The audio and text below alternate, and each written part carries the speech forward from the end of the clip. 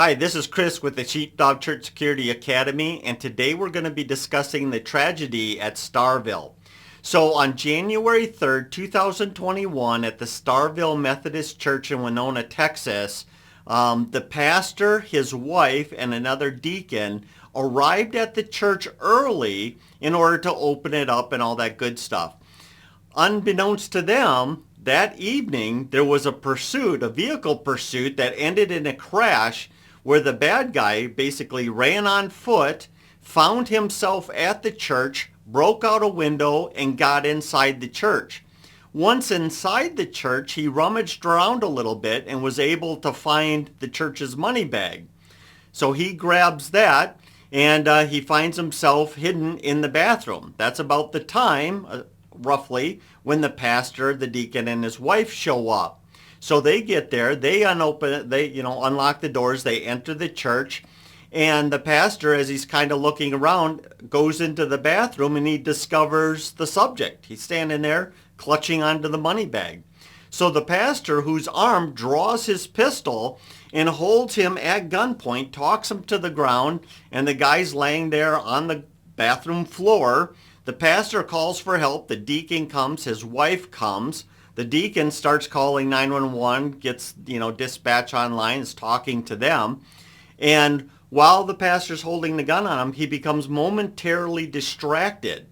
And so he looks over, some reports suggested it was his wife, so he looks over at his wife. Well, this is exactly what the subject was waiting for. As soon as that pastor looked away from him, he was up on his feet, and he was able to attack the pastor and get the gun away from the pastor. Immediately he shoots the pastor one time and then shoots him a second time. This time it's near contact. I mean, it's right up against his head, basically execution style, kills the pastor. He then turns the gun towards the deacon, who has turned around and started running, and the deacon is shot 6 times. He then turns the gun to the pastor's wife, shoots at her one time. Fortunate for her, it only grazes her arm, but she falls to the ground.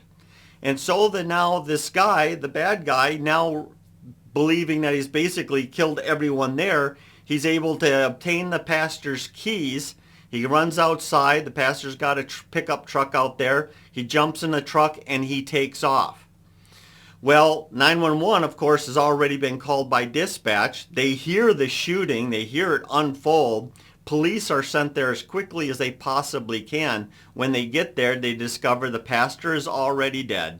The deacon actually being shot 6 times.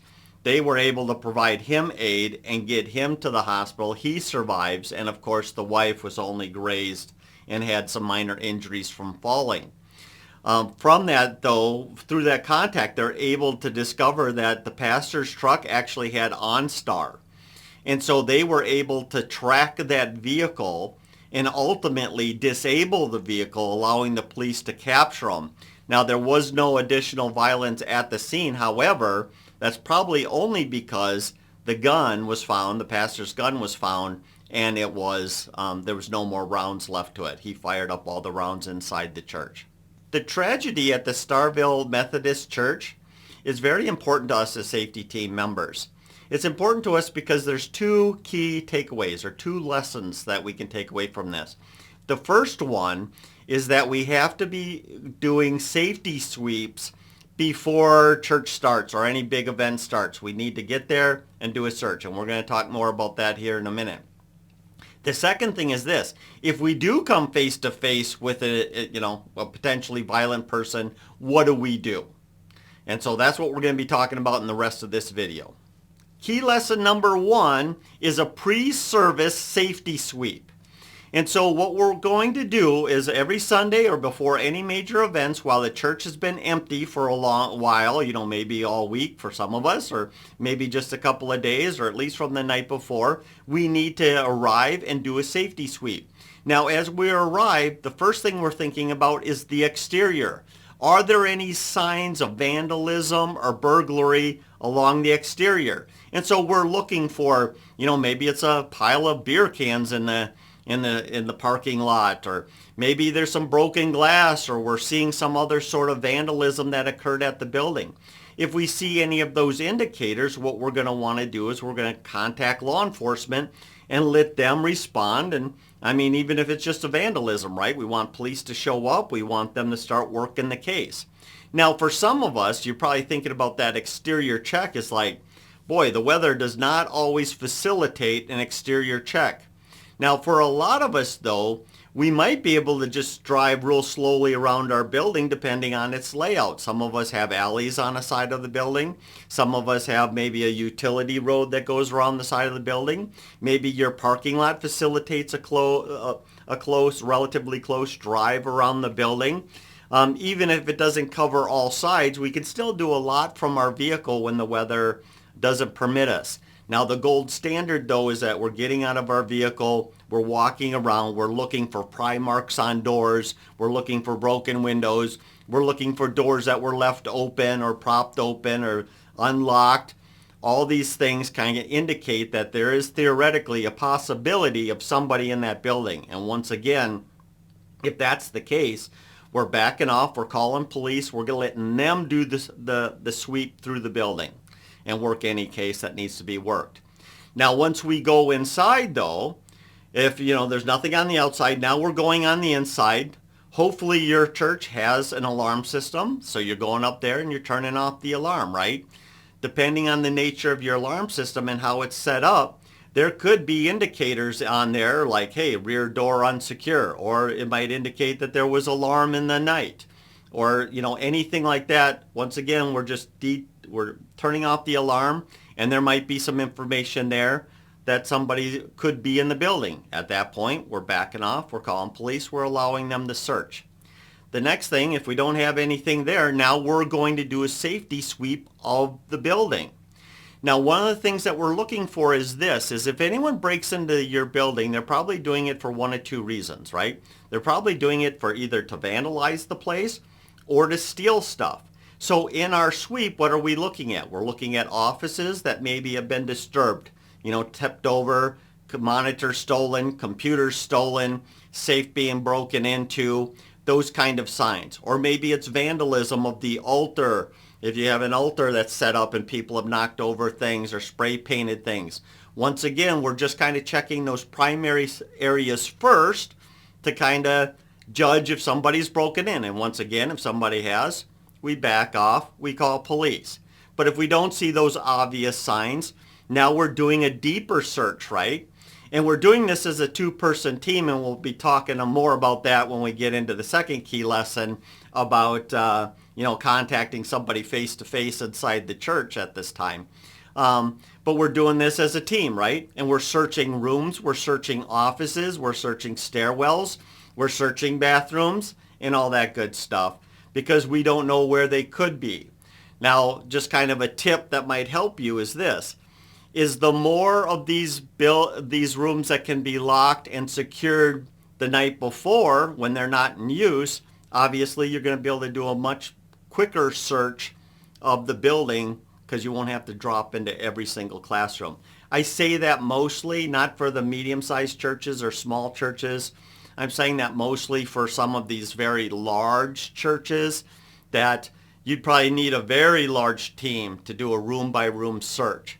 And so if you have that kind of scenario and you don't necessarily have an hour and a half, 2 hours to search the building, you might have a good closing procedure that's going to allow for offices and classrooms to be locked, cleared and locked at night, and all that good stuff. And so that way you don't have to go room by room.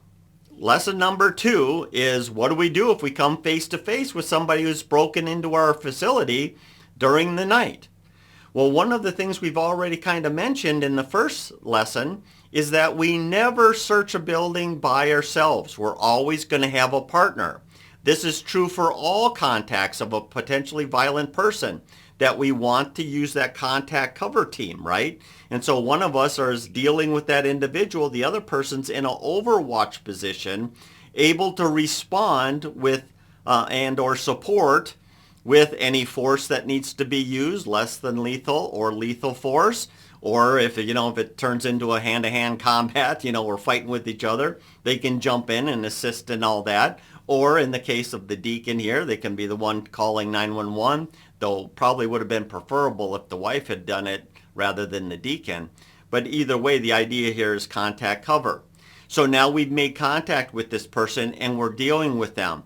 The first thing I'd have to say is this: if it is safe to do so, and you make contact with somebody, we're going to back off. We're going to back off and we're going to call police. We don't care if they run past us and out the front doors. We don't care if they escape. That's not what we're here to do. Our job as a safety team is to safeguard lives. And that sometimes means your life, right? So it's you and your team member are dealing with that person. So unless their behavior, unless the situation actually calls for us to have to do kind of a citizen's arrest or detain them, we're only doing that because otherwise we're at risk. Our physical life is at risk. But other than that, we're backing off, we're calling police.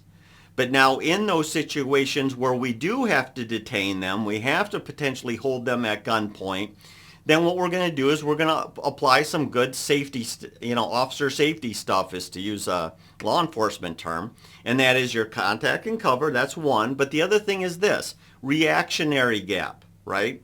So a lot of you know that you want at least 6 feet or more if somebody is unarmed, right? Because in this case, what happened, the guy was up on his feet and on top of the pastor in no time.